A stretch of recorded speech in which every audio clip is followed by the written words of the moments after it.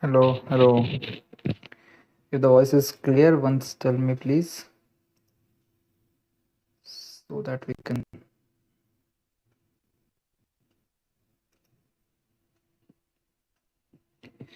start.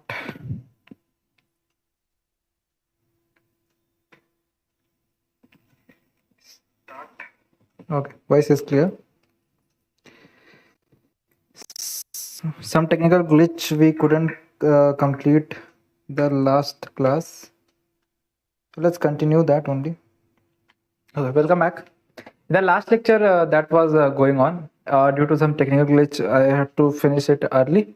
So let's continue that. We were talking about diffraction. We were talking about diffraction in the last lecture, and let's continue again that. If I will tell you what is diffraction, we have studied about the definition and those kind of things. What was the definition? Bending of light. Bending of light when due to some obstacles or like let's suppose I've given you some thin slits from the edges or the obstacles, we call the bending that will be happening, that will be called as diffraction. That will be diffraction. And we have seen the example of a person sitting in the other room where there was a bifurcation, the complete room was illuminated. How that is illuminated? Because if there is no bending of light, it will not be possible. If it is only passing in straight line, it cannot be possible that that complete room will be enlightened. And other examples also we have seen. So we have understood that the bending of light is called as diffraction. Okay. What was the condition of diffraction? I have told you that the dimension of the hole or the slit that you are making should be comparable length. That means it should be nearly equal to the wavelength of light. Then only diffraction patterns will be observed, otherwise it will not observe. Then we were discussing about how actually this diffraction pattern was is happening, and that's when I guess last lecture was completed. So how that is actually happening? See, there are due to Huygens principle, what how lights are propagating, all the points that are present on the wavefront will be behaving like a new wavefront. That means secondary wavefront we call it. That is, those new point sources will be having their own wavefront. For example, here light ray was coming parallel. If you remember the case, light ray was coming parallel. That means planar wavefront will be there. But here what will happen when this thickness is very small, okay, very small, all the points on this new wavefront, all the points on the new wavefront will be behaving like now a new point source. Now they will be behaving like a new point source. And if they will start behaving like a new point source, what will happen? They will have their own wavefronts, and in this way the light will getting propagated. In this way light will getting propagated. Clear? Let the pen go on. Now, how many types of diffraction that we have to study? In NCERT also it is mentioned. One is Fresnel by prism concept is there, Fresnel diffraction, and second one is Fraunhofer diffraction, where we use a converging lens. Okay, basic definition. So if you are using a circular aperture, what kind of pattern that will be observed? See, let's suppose a very small thickness B you have taken. Okay, very small thickness, negligible thickness, I will say. Very small thickness B, as compared to the, it is comparable wavelength as a comparable length of wavelength of a light. This B will be, let's suppose, nearly equal to the wavelength of light. Then only diffraction can happen. So what will happen when the lights are coming? It will perform diffraction and some pattern will be made at it. When circular aperture we are taking, this kind of pattern will be observed, and this center point will be the brightest one. Then again bright spot, dark spot, then again bright spot, then again dark spot, then again bright spot. This way it will be moving forward. So what is written here? If a circular aperture is used, we get a circular bright spot at the center, and then the alternative dark and bright spot will be happening. Then circular rings will be made on the screen. That is the basic meaning. One more thing to observe, that this size is very small of this circular hole, but the pattern that we will observe on the center fringe will be even bigger than that, will be a lot bigger than the hole that you are taking. That means this is proving what? That means if it is only passing in a straight line, what will be happening? Only this much of the circle should be made, correct or not? This much of the small circle of the same dimension should be made. But there is a bending of light, that's why some light will be bending, and it will be making bright spot and dark spot. Now how it is happening, that is a different case, we will be making that. So it is proved that some bending of light is also happening. And what kind of pattern you will be observing here? You will be observing a circular ring pattern. bright spot, dark spot, bright spot, dark spot. This way you will be understanding. Okay. So what sometimes the questions can be asked from the circular aperture also, how much theta will be subtended. This is defined as the radius of the circular. About all these calculations, about this quantitative analysis, we'll be talking further. So let's suppose this is the setup for diffraction. This is the setup for diffraction. How we can find the formulas now? Let's begin. Okay. See, in the last case also we have seen in YDS experiment how we have calculated. First of all, for every single thing you have to calculate what is the part difference. Okay, let's calculate the part difference. What will be the part difference? See, whatever the, let's suppose a point P I have taken. So whatever the lights will be coming, we take from the extreme ends. Let's say I will say that this from this end is coming, and second light is coming from this point B to P. And I have to write part difference. How I will be writing part difference? I will be simply writing who is traveling more. This is a part difference. If I have to write delta x is equals to BP minus of AP. Now, how I write this kind of part difference? I will drop a perpendicular. And if this thickness is I, this angle we take theta. That means this angle is also theta. That means this. What is this extra distance that is traveled? That is what the part difference is. The extra distance that is traveled. That will be equals to simply a sine of theta. Is a sine of theta. Delta x is equals to a sine of theta. This will be what? The part difference. Now different cases will be generated from this given part difference. Now it is easy to understand how you have written the part difference, because in YDSC already we have understood about this path difference. Okay. Now see, case 1. Case 1 is what?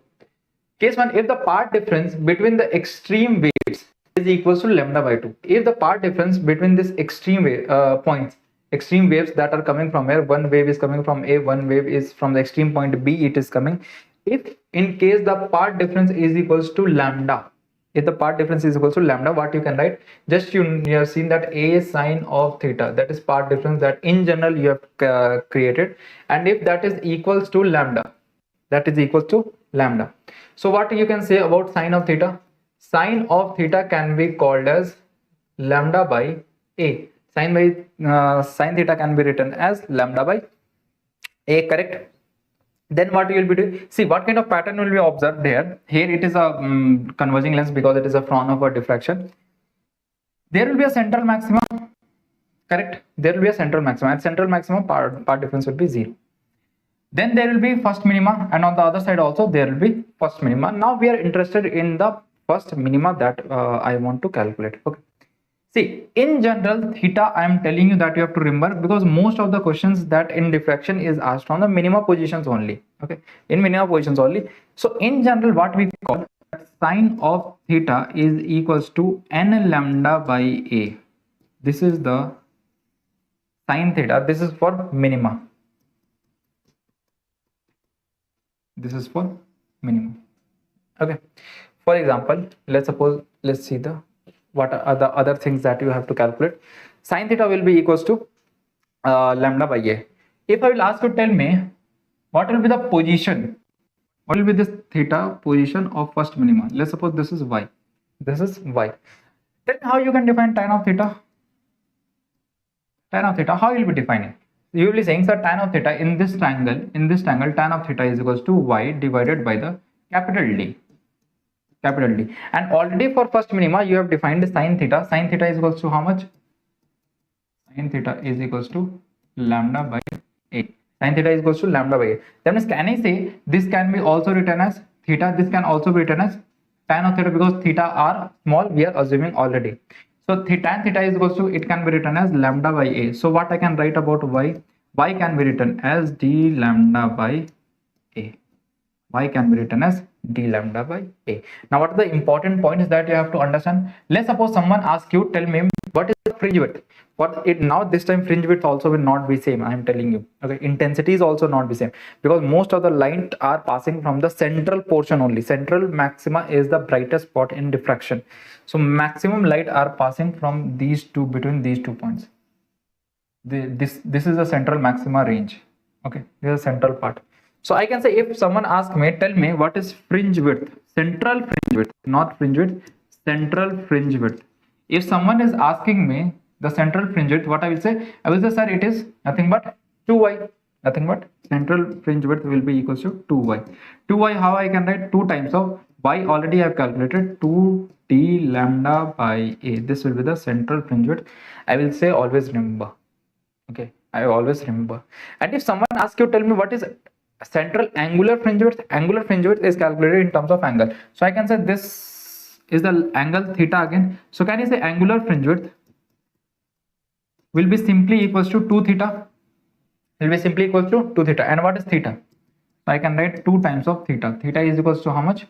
Lambda by a. Theta is equals to how much? Lambda by a. That means angular fringe width, central angular fringe width will be equals to how much? 2 lambda by a. Most of the questions will be always asked from the minimas cases only. If someone asks you, tell me what is y for the first minima, how you will be calculating? Already sin theta is equals to lambda by a we have calculated for first minima. First minima I've told you n is equals to 1. Let's suppose now this, if this is clear, let's see for one more case. Here it is given width of central maxima 2d lambda by a, and case 2 is now about, let's suppose that the path difference between the waves is equals to 2 lambda. If the path difference between the extreme waves is 2 lambda, then it is going to give you the position of the second minima that I've told you. So let's see directly how the things will be going. I've told you in general thing, from there only I will be deriving everything. See, this is the setup. This is distance d.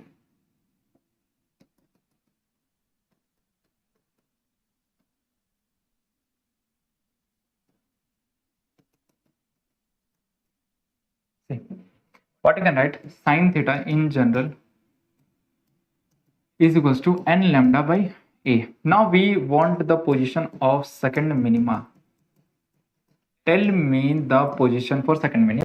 How I'll be writing? I'll write, tell me what is the angle sine theta, theta for second minima. How I'll be writing? I will write n is equals to 2. That means I can say simply it will be 2 lambda by a. 2 lambda by a. And this distance is y. The position I have to calculate this y. Now how you can define tan of theta? Tan of theta can be written as equal to theta is equal to sine of theta. That means it is equal to 2 lambda by a. And in this triangle, if I am going to define tan of theta, I will be writing it as y divided by d. That means y can write for y can be written as 2d lambda by a. Y can be defined as what? 2d lambda by a. Is it clear?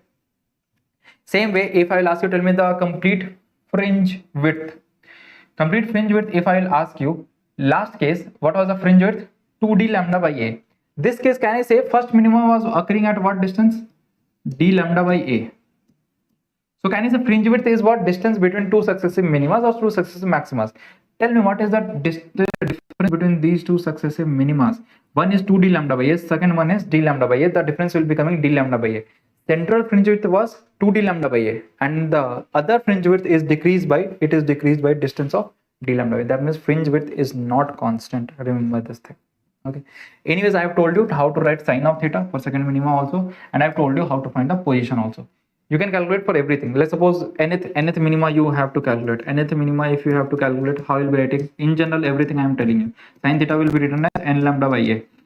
Now, if someone is asking you, tell me what will be the distance y for the nth minima, what you will be writing? Define tan of theta. Tan of theta will be defined as y divided by d. So y can be directly written as n d lambda by a. Directly you can define, no problem. Clear? So this is the most important portion for diffraction, from where most of the questions will be asked from you. Okay. See, 2 lambda by a, sine theta for second will be defined as, and then sine theta can be written as theta only. Okay. Positions are also defined for nth one, also defined. I've already told you how to find that. Now let's come to the one more important section of optical path. Optical path means what? Let's suppose light is traveling in air, no problem. But what will be happening if I have inserted a very small slab in the path? About what will be happening with light? Okay, that is what we are going to understand. For example, here it is drawn. Two light rays are coming, same kind of coherent, everything is fine. One light ray is passing without any problem in air, but the second one I have passed it with some slab. okay, of L length of slab I have drawn. So what I have observed, that the second light becomes a little bit slow when it is entering into the second medium, that is a denser medium, I will say. So light have become slow, and it is very obvious thing. Why? Because remember the refractive index. Remember the refractive index. What is the refractive index? N is equals to C by V. So if I am writing the velocity of light in a medium, it will become C divided by N. And if this N is greater than 1, that means velocity of light is less than the velocity of light in air. Velocity of light in medium is obviously going to be less. That means of course this light too will become little bit slower. Now we have to understand that what is the effect of this placing this thin slab in YDSC. Exactly, that is what we have to calculate. So there is a little bit shift will be coming. I will tell you how. Let's see, understand that. Firstly, let's see how much extra distance I can say. See, understand from here, it will be very clear. See here, if I'll ask you in a medium, how much time, here it is passing in a medium, okay, here it is passing in a medium, this is the medium that have been given here. Refractive index is mu, length is L, okay, time taken from passing from this point to this point is T. And another light is also going, that is in vacuum, in air, that means what will be the velocity? C. Tell me what will the time taken to cross this distance L? To cross this distance L, how much time it will be required? So can I say time taken for crossing this will be simply written as L divided by the velocity. Time is equal to distance by velocity. And what I can write about velocity, just I have told you that mu is defined as C by V. So I can say V is equals to what? C by mu. So put it here. It will become how much? T is equals to mu L divided by C. T is equals to mu L divided by C. Now, if the effective optical length, if I will ask you that if a light is traveling for T seconds in air, effectively this second light is how much traveling in the medium. If I have to calculate that, I will define as L dash. L dash I will simply write, this is the distance L dash, because time taken for this motion and this motion is actually same. So L dash, how I will be defining? C, that is the velocity of light, into time T, that is exactly same time is taken for both the cases. C is C, and time, how much time you have calculated, that is equal to mu L divided by C. C will get cancelled, so I will say L dash will be coming mu L. If now, what is the summary of this portion? Completely, that if a light is traveling L distance in a medium, effectively it would be traveling in air, it will travel in the same time, it will travel mu L distance. That means it will travel more. For example, if we have to take any values, okay, let's suppose in T seconds, let's T is to, I'm not going in exact values, I'm just giving you the understanding, okay, so don't take it in calculation wise. Let's suppose 2 seconds is taken for light to travel from in a medium from this point to this point. Let's suppose I'm naming this point as A, I'm naming this point as B. Try to understand. And let's suppose this length is 4 meter. Okay, for a moment length is 4 meter. Okay, so let's take the values of completely. If this length is 4 meter, this mu is 2. Now what is the case? In 2 seconds, first light is traveling in this medium, how much length? 4 meter. I want to calculate, if this medium is not there, how much my light would be traveling, how much that would be traveling, mu into L. That means if I have to calculate that in air wo kitna travel kar raha hota, that means what I will do, 4, and let's suppose the refractive index is 2, 4 into 2, 8 meter. That means if it wouldn't have entered into this medium, it would be traveling 8 meter, but because of this medium, it is only able to travel 4 meter. This is what optical path length is. Is it clear? Now, what is the effect in YDSC? Now come to that portion. Just simply a shift will be coming. Okay.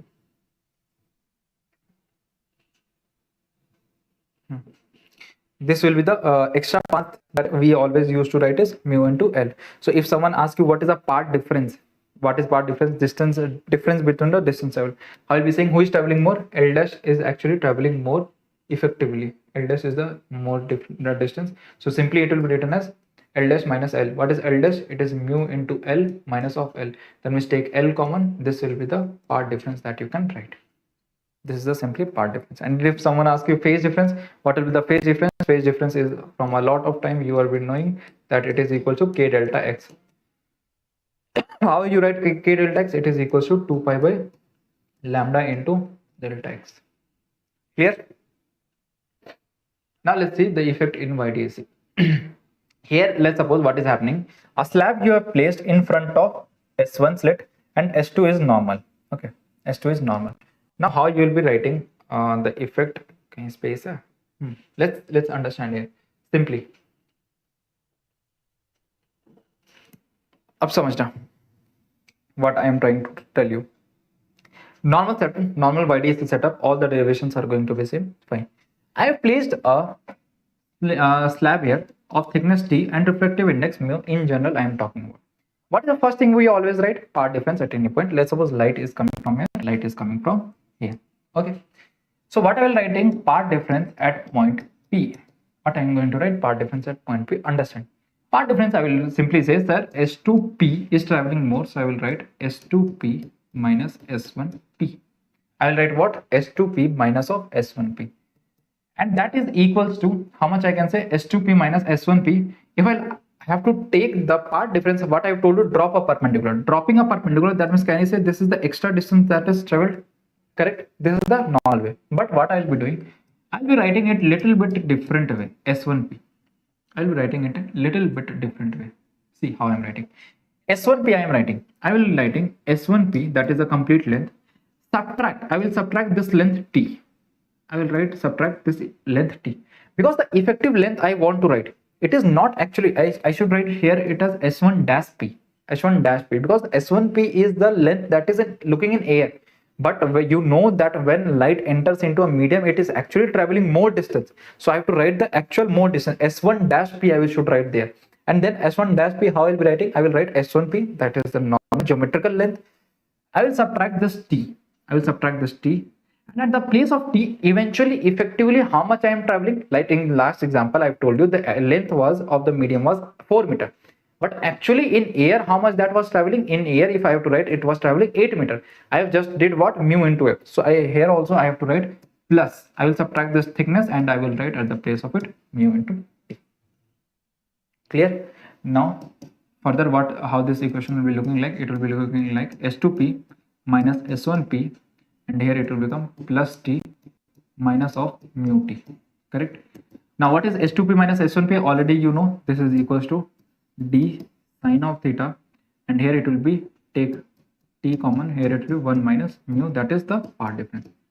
That is the path difference. Now if I will ask you, tell me at this symmetrical point, is this time also that path difference will be 0? No. Path difference was 0 at the central maxima. In what case? In the case of when both these waves are traveling the same distance. In this case, I cannot say they are traveling the same distance. I will say actually when I am taking this point, symmetrical point, this S1 is traveling the more distance. And how much that more distance, that will create the shift.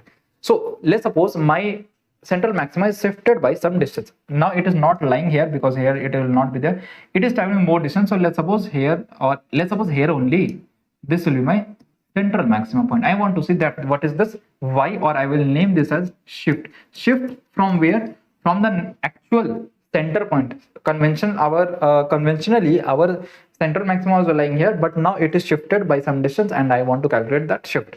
So let's see. For central maximum, what is the condition? Simply path difference should be 0. Wherever central maximum is lying, path difference should be 0. So what I can say about that, it will be equals to take this here. So I can write here it as D sine of theta is equals to take minus here. So you can write here mu minus 1. Now further you write what you can write for sine theta. Sine theta can be written as theta. Theta can be written as tan of theta. So tan of theta can be defined as y divided by, that is the shift actually, divided by capital D is equals to T mu minus 1. Now y, that is equal to shift, can be written as d T divided by small d into mu minus 1. This is the formula that you have to remember. This is the formula that you have to remember for a shift. Now, nothing will be changed. Fringe width also be same, everything will be same. Just complete pattern, if it was like this originally, due to the effect of slab, it will be completely shifted by a distance that is given as dt divided by small d into mu minus 1. That's it. That is what the effect will be coming. If I have to show you C. Now, what will be happening with the maximas and minima position? Initially, how we are writing the minimas and maximum position, I have told you a shortcut method. What I have told you, if you have to write maxima, how you will be writing n beta, and if you have to write minima, you will write what? N minus half into beta. Correct? This is what I have told you, how to write minimas and maximas.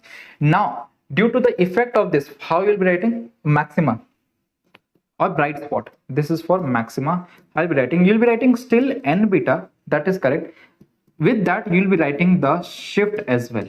With that, you'll be writing the shift as well, and here it is given here a shift. This is the formula that you have to remember. Rest of the things you don't have to. Here, minima, you'll be writing n minus half into beta. That is the natural thing, and along with that, just attach your shift. This is going to give you the position of maximas or minimas, whatever the maxima and minima you want to calculate. Is it clear? So nothing, a great change is not coming. Okay. Fine. Now the rest of the things will be taking in the next class, and only now polarization portion is left. So we'll take polarization from the next class. Until next time, keep learning, keep growing with Tapasya, Endigo, and then Digo, Nama Tapasya.